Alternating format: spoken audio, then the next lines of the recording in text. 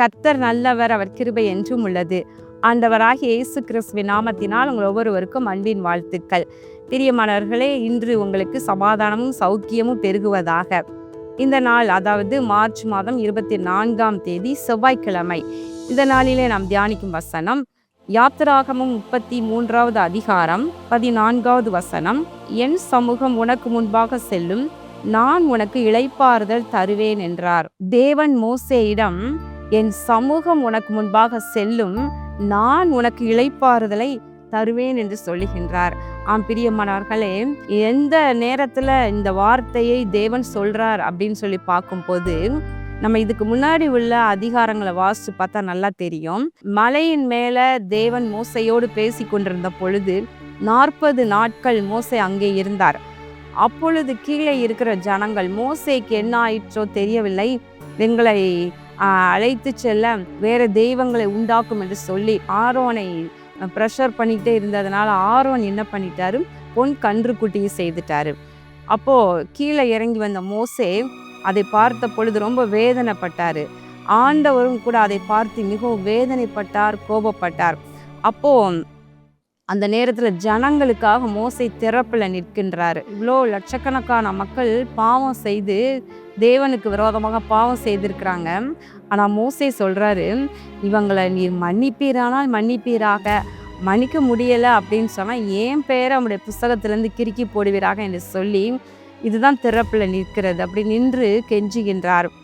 அப்போ ஆண்டவர் சொல்றாரு, சரி நீங்கள் புறப்படுங்க, நான் உங்களை போக சொன்ன அந்த கானானுக்கு நீங்கள் புறப்படுங்க, உங்களுக்கு முன்னாடி ஒரு தூதனை நான் அனுப்புகிறேன், நீங்கள் வணங்கா கழுத்துள்ள ஜனங்கள், நான் உங்கள் கூட வரமாட்டேன், என்னுடைய சமூகம் உங்களுக்கு முன்னாடி வராதுன்னு சொல்கிறார். 33வது அதிகாரத்தில் பார்த்தோம்னா 3வது வசனத்தில், வழியிலே நான் உங்களை நிர்மூலம் பண்ணாதபடிக்கு நான் உங்கள் நடுவே செல்ல மாட்டேன், நீங்கள் வணங்கா கழுத்துள்ள ஜனங்கள் என்றார். பிரியமானவர்களை, இப்படிப்பட்ட சூழ்நிலையில் மோசே கெஞ்சுகின்றார், கர்த்தாவே நீர் எங்களோடு வரணும், உடைய கண்களில் எனக்கு கிருபை கிடைத்தது என்று சொன்னீரே, ஆண்டவர் உடைய கிருபை கிடைத்ததானால் நீர் எங்க கூட வரணும், உங்களுடைய சமூகம் எங்களுக்கு முன்பதாக செல்லணும் அப்படின்னு சொல்லிட்டு, நீர் வராமல் நாங்கள் போக மாட்டோம் அப்படின்னு சொல்லி ஆண்டவர்கிட்ட பிடிவாதமாக சொல்கிறாரு. அப்போது கர்த்தருடைய வார்த்தை வருகிறது, என் சமூகம் உனக்கு முன்பாக செல்லும், நான் உனக்கு இளைப்பாறுதல் தருவேன் என்று சொல்லுகின்றார். பிரியமானவர்களே, கர்த்தருடைய சமூகம்தான் எவ்வளோ ஒரு இனிமையானது. அவருடைய சமூகம் இல்லாமல் நம்ம அந்த பூமியில் நம்ம ஒரு நிமிஷம் கூட நம்ம வாழ முடியாது. அவருடைய சமூகமே நமக்கு எல்லா விதமான பாதுகாப்பையும் சமாதானத்தையும் வழி நடத்துதல்களையும் எல்லாவற்றையும் அவருடைய சமூகம் முன்னே சென்று நமக்கு தருகின்றது. அப்போது கர்த்தருடைய சமூகம் நமக்கு முன்னே இல்லாமல் நம்ம ஒரு காரியத்தை நம்ம செய்யக்கூடாது.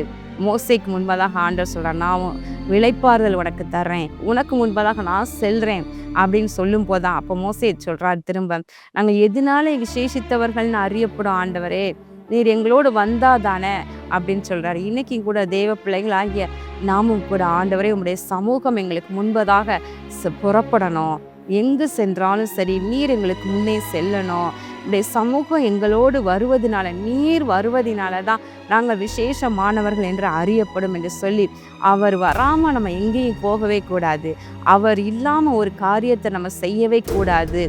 ஆண்டவர் சமூகத்தை வாஞ்சிக்கணும், கர்த்தர் நம்ம கூட வரணும், நமக்கு முன்னே எழுந்தருள வேண்டும். அப்பொழுது கர்த்தர் நமக்கு முன்னே எழுந்தருளி போகும்போது சத்துருக்கள் சிதறடிக்கப்படுகின்றார்கள். பிரியமானவர்களே, ஆண்டவருடைய சமூகம் எப்பொழுது நம்மோடு இருக்கும், எப்பொழுது அவருடைய பிரசன்னம் நம்மோடு இருக்கும், அவர் பிரியப்படுவது இஸ்ரவேலின் துதிகளின் மத்தியிலே வாசம் பண்ணுகிற கர்த்தர், துதிகளிலே பிரியப்படுகிற தேவன். அப்போ கர்த்தரை நல்லா துதிங்க, நல்லா ஸ்தோத்திரம் பண்ணுங்க, ஆண்டவருக்கு பிரியமாய் வாழ்ந்து அவரை நன்கு ஸ்தோத்திரம் பண்ணி துதிக்க துதிக்க தேவ பிரசன்னமும் அவருடைய சமூகமும் நம்மை சூழ்ந்து கொள்ளுகின்றது. ஒரு காரியத்தை செய்யும் போது அங்கே இஸ்ரவேல் ஜனங்களை பார்க்கின்றோம், மேகம் எழும்புனா அவங்க புறப்படணும், அவங்க பிரயாணம் செய்யணும். மேகம் எழும்பாட்டினா, அதாவது கர்த்தருடைய சமூகம் எழும்புனா அவங்க புறப்படணும், கர்த்தருடைய சமூகம் எழும்பலை அப்படின்னு சொன்னால் அவங்க பிரயாணம் பண்ணக்கூடாது. எத்தனை நாள் ஆனாலும் அங்கே அவர்கள் அமர்ந்திருக்கணும், அங்கே தான் தங்கி இருக்கணும் அந்த வனாந்தரத்தில். அதுவே அவங்க அருமையாக அதை ஃபாலோ பண்ணாங்க. இன்றைக்கும் கூட நம்ம வாழ்க்கையில் எதையும் நீங்கள் அவசரப்படாதீங்க. எந்த காரியத்தை செய்வதற்கும் நீங்கள் மக்களை திருப்திப்படுத்தணும், உங்களுடைய சொந்தக்காரங்களை திருப்திப்படுத்தணும், உங்களுடைய ஃப்ரெண்ட்ஸை திருப்திப்படுத்தணும், நீங்கள் வேலை பார்க்குற இடத்துல மற்றவங்களை திருப்திப்படுத்தணும். இப்படிலாம் சொல்லி உங்களுடைய காரியங்களை அவசரமாக முடிவெடுத்து அவசரமாக செய்யாதீங்க. ஆண்டவர் சமூகம் எழும்புதா, அவர் முன்னே போறாரா, அவருடைய சமூகம் முன்னே செல்லும் பொழுது நாமும் எழுந்து அவருக்கு பின்னே செல்வோமானால் ஒரு பெரிய இளைப்பாறுதல். எந்த காரியம் செய்தாலும் அதில் யுத்தம் இருப்பதில்லை, அதில் சமாதான குறைவு வருவதில்லை, அதில் வேதனை கிடையாது, அதில் சஞ்சலம் கிடையாது. அவர் முன்னே சென்றால் நமக்கு ஒரு இளைப்பாறுதல் கிடைக்கும், சமாதானம் கிடைக்கும். இன்னைக்குலேருந்து நீங்கள் இந்த வசனத்தை பிடித்து கொள்ளுங்க. என்ன செய்தாலும் கூட சரி, ஆண்டவரே நீர் எங்களோடு இருக்கணும்னு கேளுங்க. அப்படி அழகாய் நீங்கள் விசேஷமானவர்களாக இதனாலே விளங்கும். கண்களை மூடி ஜெபம் பண்ணுவோமா? எங்கள் அன்பின் பரலோக பிதாவே, இந்த நாளிலும் நாங்கள் தியானித்த அருமையான வசனத்தின்படி ஆண்டவரே, இது ஒரு வாக்குத்தத்தமாகவும் நாங்கள் எடுத்துக்கொள்ளலாம். ஆண்டவரே, இந்த அருமையான வாக்குத்தத்த வசனத்தின்படி நீர் எங்களுக்கு முன்னே செல்வீராக, உடைய சமூகம் எங்களுக்கு முன்னே செல்வதாக, எங்கள் காரியங்களெல்லாம் சமாதானத்தோடு நடக்கட்டும். நாங்கள் இளைப்பாறுதலோடு கூட ஆண்டவரே, சமாதானத்தோடு கூட ஒவ்வொரு செயலையும் செய்து ஆண்டவரே நாங்கள் ஜெயத்தை பெற்றுக்கொள்ள நீர் எங்களுக்கு கிருபை செய்வீராக. இயேசு கிறிஸ்துவின் நாமத்தினாலே இந்த ஜெபத்தை ஏறெடுக்கின்றேன் நல்ல பிதாவே, ஆமேன். பிரியமானவர்களே, கர்த்தர் உங்களை ஆசீர்வதிப்பாராக. ஆமேன்.